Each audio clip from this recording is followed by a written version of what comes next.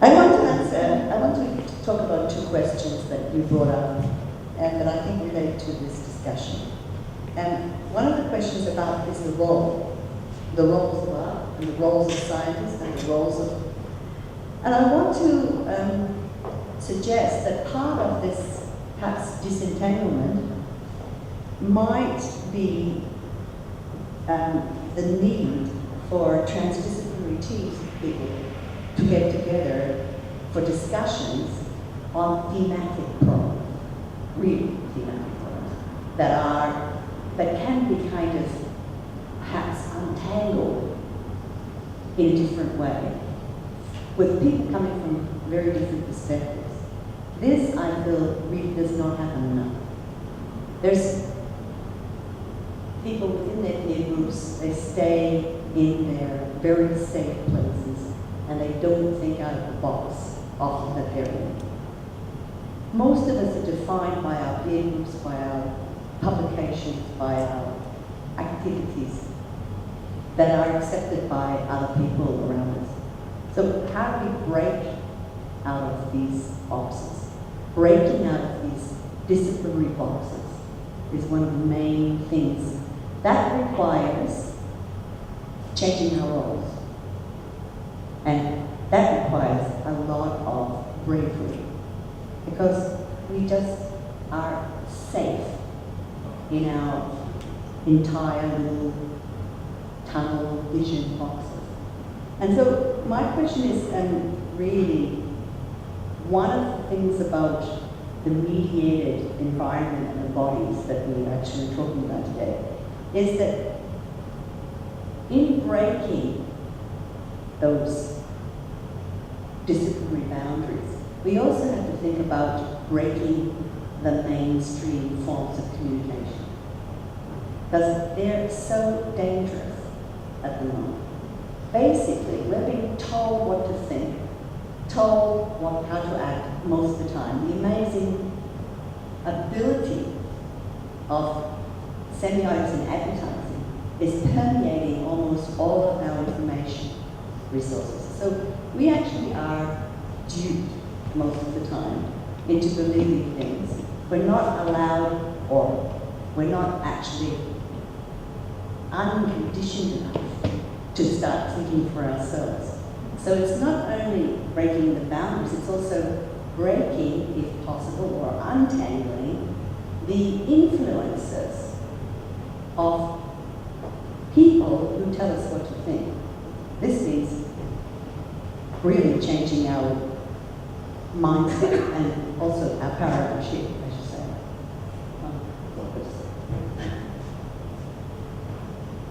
Okay, thank you. No reply. You agree? I agree.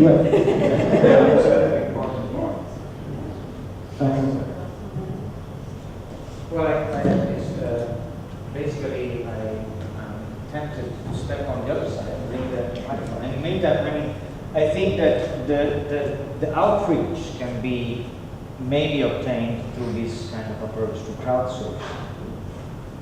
What I've seen in practice, when you open a process of contributing to something in a more like you look at neutrality, then you can be more resilient from a mainstream voice, and like in the example of the farmers, for instance, having a feedback on how actually a pesticide works might make them more resilient to the propaganda of a corporation that wants to sell them a patented technology that doesn't work, which is the worst case possible.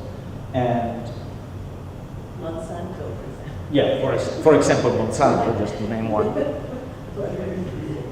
Well, yeah, that goes along. I mean, I'm thinking what I hear, yeah, it is on one side we need to get away or become comfortable and versatile in understanding, cutting through spinning and hype and manipulating ideas and being told what to think of certain products and things that are out there.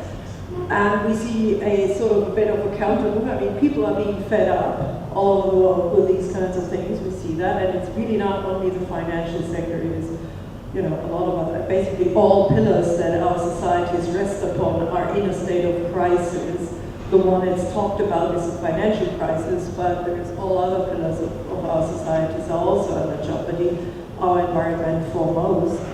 But so if we start to understand there's all this confusion, people are fed up and they intuitively feel something is wrong. And you say democracy is dead, the old models don't work anymore. We need to come up with new models. Revolution isn't an option, that is also somebody declared this dead. It is upheaval, uprising, or whatever you call it. And you've been bringing out the idea of liquefying or liquid democracy, and brought up the parties that are being formed around this now, which I see sort of, that sort of outside movement now getting inside what, a political system, which is happening in Germany, correctly, you mentioned that.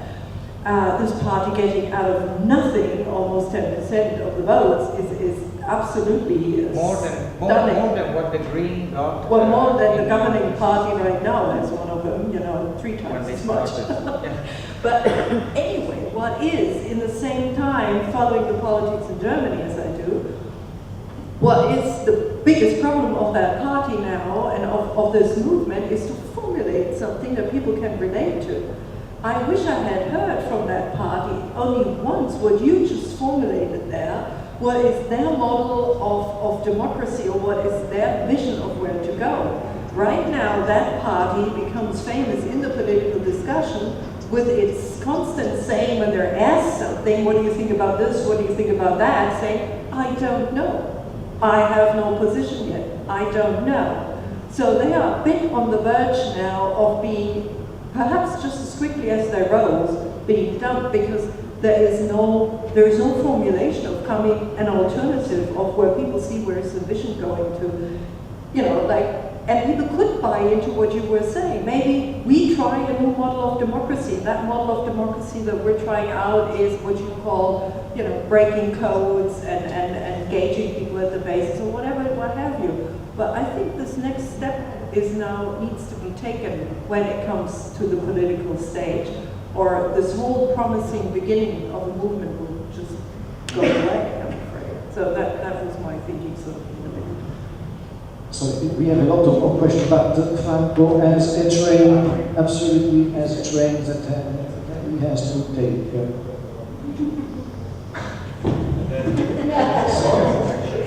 So thank you so much.